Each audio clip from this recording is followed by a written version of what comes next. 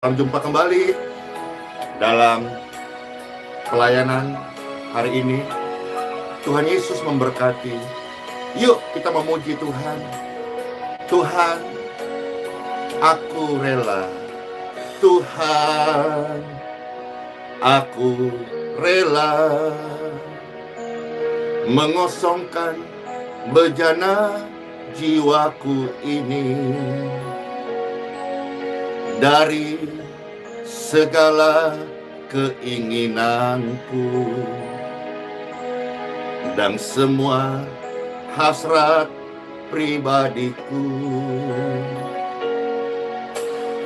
Tuhan, penuhi aku dengan gairah surgawi nang suci,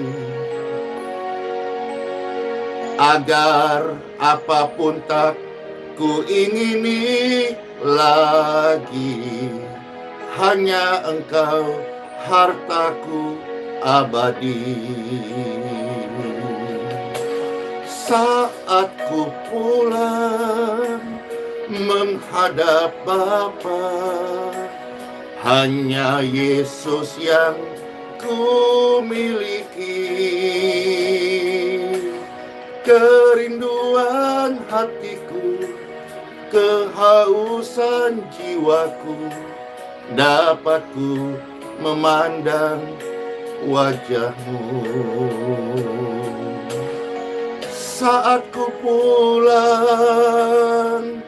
menghadap Bapa, hanya Yesus yang ku miliki. Kerinduan hatiku, kehausan jiwaku, dapat ku memandang wajah-Mu. Tuhan Yesus, terima kasih. Hanya Engkau yang ku banggakan. Biarkan aku memilikimu selama-lamanya. Amin. Sama-sama katakan, Tuhan penuhi aku. Tuhan, penuhi aku dengan gairah surgawi nang suci, agar apapun tak ku ingini lagi, hanya Engkau hartaku abadi.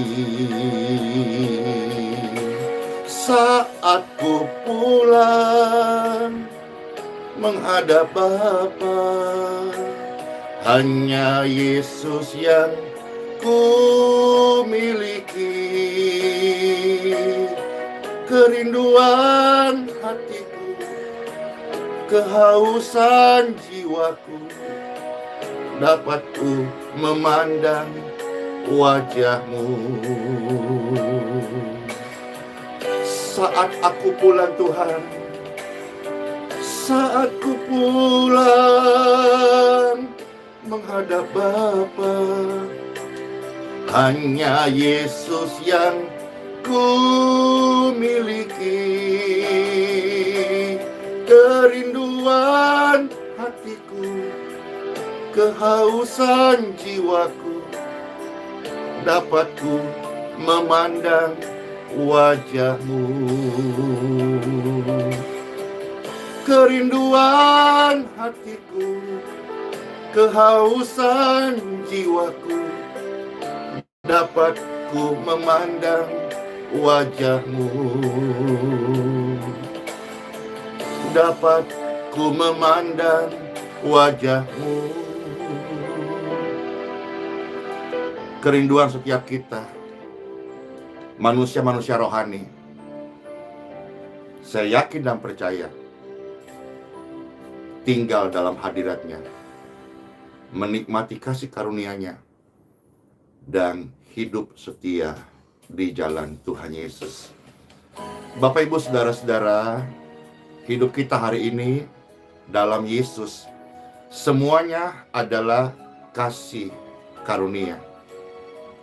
Hendaklah kita tidak bermegah diri, kita tidak sombong, Kita selalu ingat bahwa kita adalah orang yang penuh dengan kesalahan, dosa, kejahatan, kekurangan, kelemahan.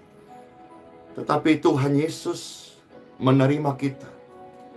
Bahkan Tuhan Yesus bukan cuma sekedar dokter yang ajaib, bukan cuma sekedar hakim yang adil, tetapi dia juga adalah seorang pemulung yang rela memungut sampah-sampah. Hidupku dulu adalah sampah, kotor, sampah masyarakat, narapidana. Badanku tidak mulus karena bekas-bekas sobekan, ditindih dengan tato. Hidupku dari kegelapan. Puji syukur, Yesus yang menyelamatkanku. Dia bukan cuma sekedar pembela yang ajaib. Dia rela menjadi pemulung untuk memungut sampah. Dan sayalah sampah itu. Maka apapun keadaan hari ini, saudara-saudara dan saya, ingatlah dari mana Tuhan menemukan kita. Saling membantulah engkau satu dengan yang lain. Janganlah engkau saling menghakimi. Janganlah ada di antara kalian menjadi hakim. Tetapi masing-masing tolong menolonglah seorang akan yang lain. Sebab kita sedang belajar untuk membayar hutang yang pasti tidak pernah lunas. Hutang akan kebaikan Tuhan. Tapi biarlah di sisa umur setiap Bapak Ibu sekalian percaya, kita mau setia menyadari bahwa begitu besar kasih karunia Bapa kepada kita, sehingga Bapa telah mengaruniakan putranya yang tunggal, supaya kita yang percaya kepadanya tidak binasa, menerima kasih karunia-Nya, serta memperoleh hidup yang kekal.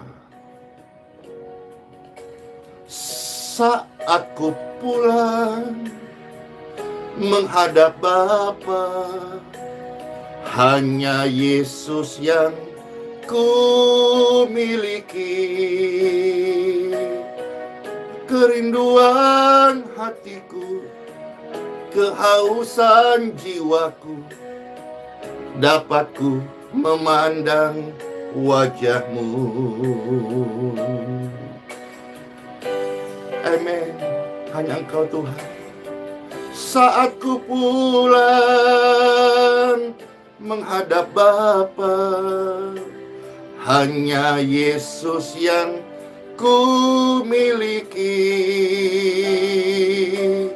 Kerinduan hatiku, kehausan jiwaku, dapat ku memandang wajah-Mu. Kerinduan hatiku, kehausan jiwaku, dapat ku memandang wajah-Mu. Dapat ku memandang wajah-Mu. Amin. Amin. Semua adalah kasih karunia. Mari kita menghidupi atas dasar ini. Time for Bible. Pembacaan sabda firman Tuhan terambil dari surat Efesus ya. Pasal yang kedua, ayat 1 sampai ayat yang ke-10.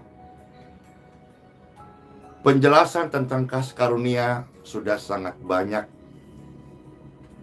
Belum lagi kalau orang-orang yang memang pakar teologi, punya karunia mengajar, mereka semua adalah orang-orang yang hebat, Bapak Ibu.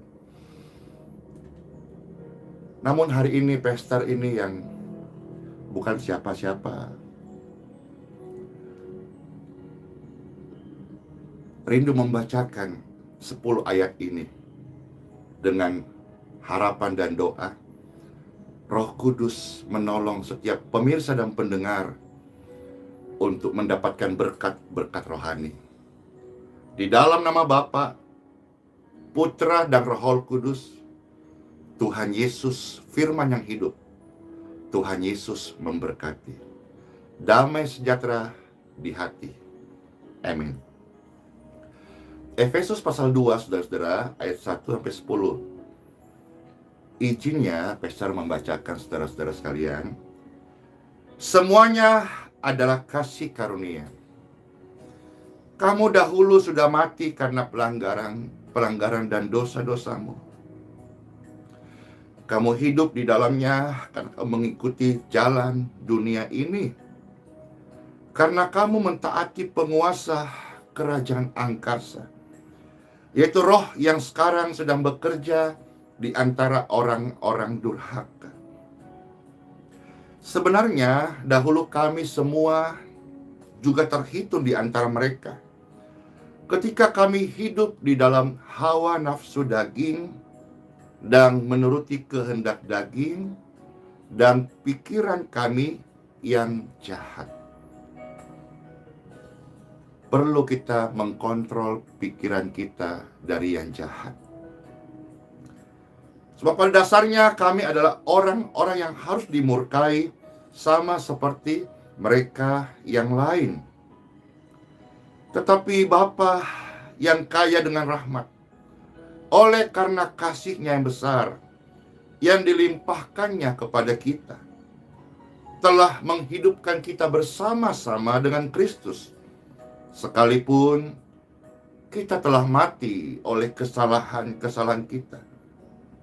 Namun, yakinlah firman Tuhan ini berkata, oleh kasih karunia, kamu, saya, kita diselamatkan. Katakan amin. Mana aminnya, mana lope-lopenya, saudara-saudara. Ayat yang ke-6 ya. Dan di dalam Kristus Yesus, ia telah membangkitkan kita juga dan memberikan tempat bersama-sama dengan Dia di surga, supaya pada masa yang akan datang Ia menunjukkan kepada kita kekayaan kasih karunia-Nya yang melimpah-limpah sesuai dengan kebaikan-Nya terhadap kita. Karena apa? Di dalam siapa? Di dalam Yesus Kristus. Di dalam Kristus Yesus. Di dalam Tuhan Yesus Kristus. Dia adalah sumber. Saat kita pulang ke surga, hanya Yesus yang menemani kita. Bukan gelar teologi kita, bukan jabatan kita, bukan prestasi kita, bukan gedung-gedung mewah, tempat tinggal maupun tempat pelayanan yang dieluk-elukkan. Bukan. Hanya Yesus yang kita miliki. Semuanya ditinggalkan, saudara. Baju-baju Anda yang baik, hiasan-hiasan, riasan, make up, perhiasan Bapak Ibu sekalian, semua ditinggalkan. Hanya Yesus yang menemani kita. Maka bersyukur, Dia pemberi kasih karunia. Kasih karunia itu adalah Yesus sendiri.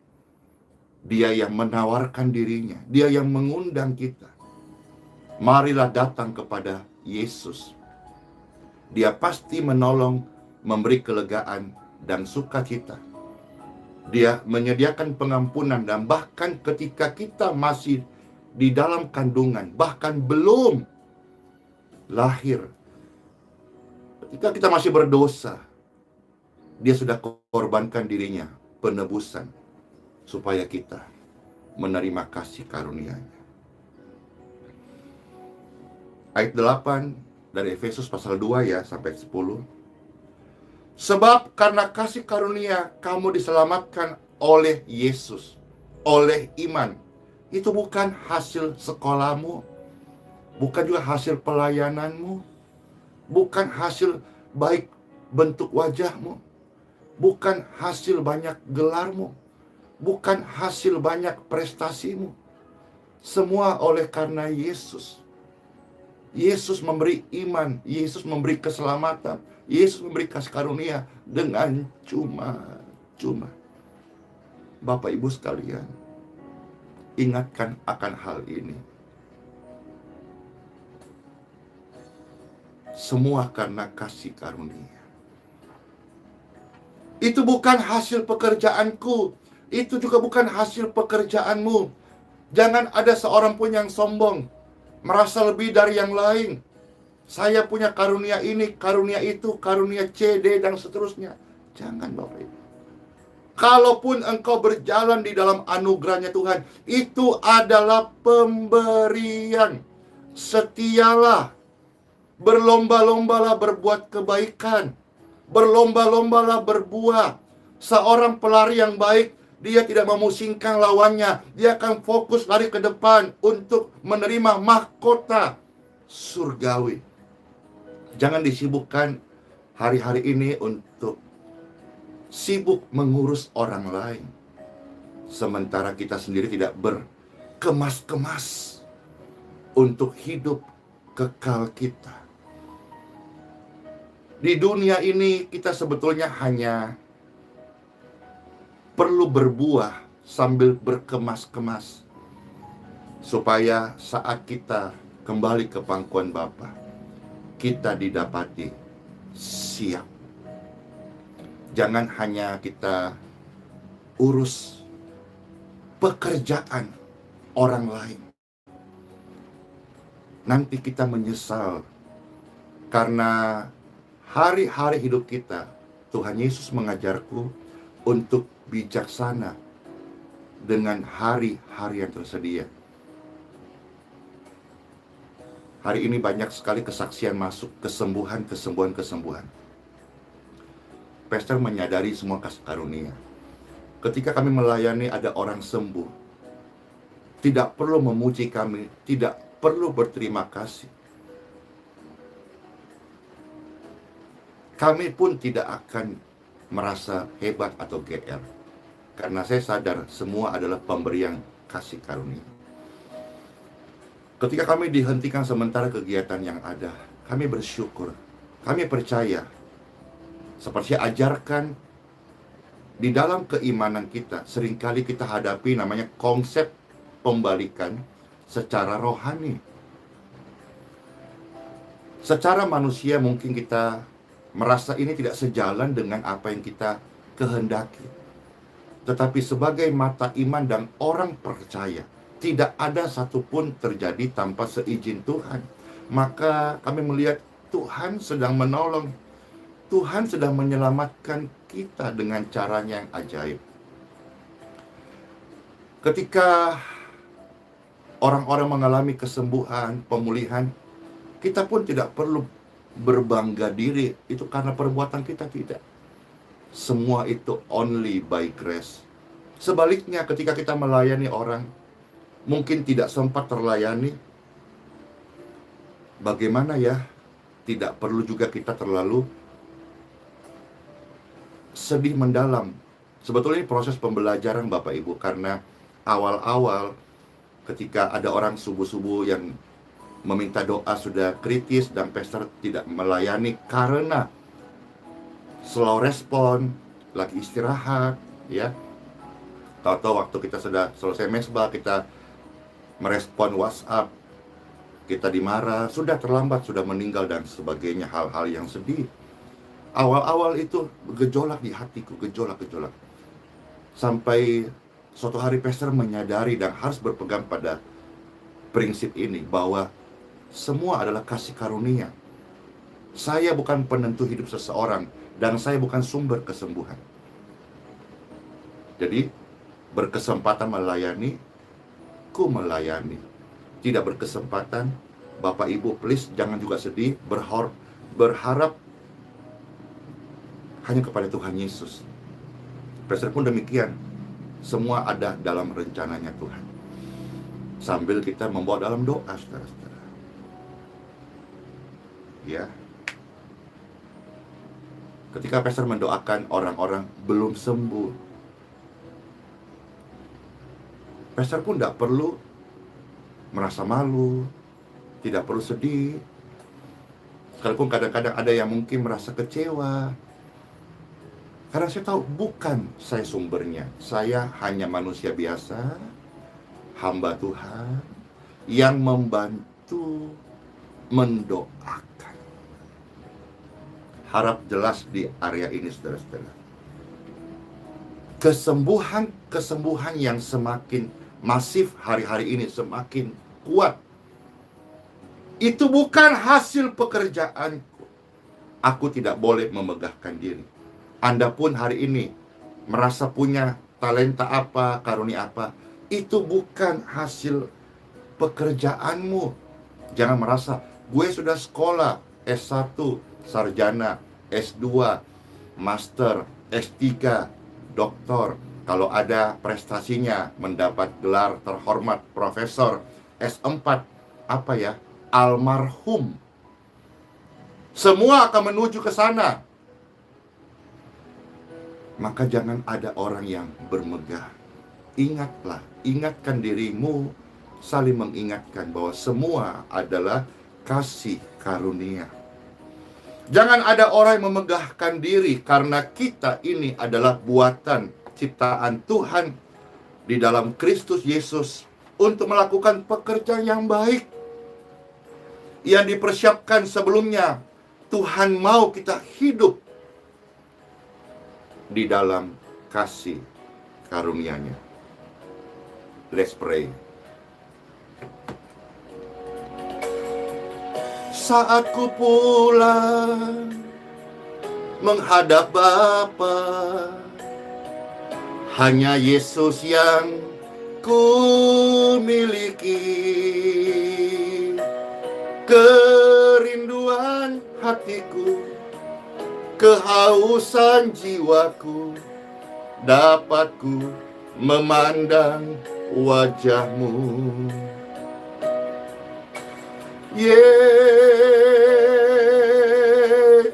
Saat ku pulang menghadap Bapa, hanya Yesus yang ku miliki.